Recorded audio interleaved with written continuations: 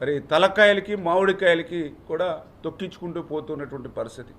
అంటే తలకాయలకి మామిడికాయలకి కూడా కనీసం అయిన తేడా కూడా గమనించినటువంటి పరిస్థితి. మరి ఆ రోజు నవమాసాలు మోసినటువంటి తల్లి అటువంటి బిడ్డను మరి కారు చక్రాల కింద టైర్ల కింద ఆ తలకాయలు తొక్కుకుంటూ పోతాడు.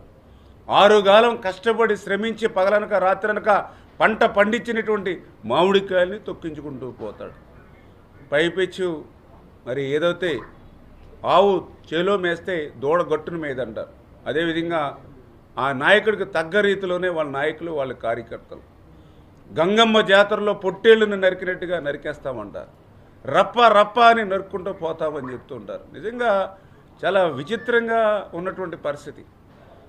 ఏదైతే బెట్టింగ్ రాయళ్ళకి, మాఫియా గ్యాంగులకి, బ్లేడ్ బ్యాచ్కి, గంజాయి బ్యాచ్కి పరామర్శలతో సరిపెట్టట్లా. వాళ్ళకి విగ్రహాలు అసలు ఆంధ్రప్రదేశ్ రాష్ట్రంలో కాదు భారతదేశ చరిత్రలో ఇటువంటి గంజాయి, బ్లేడు, బెట్టింగ్ బ్యాచ్లకి విగ్రహాలు పెట్టినటువంటి చరిత్ర మరి ఈరోజు జగన్మోహన్ రెడ్డి గారిది, వైసీపీ నాయకుల్లోనే మనం చూస్తున్నటువంటి పరిస్థితి.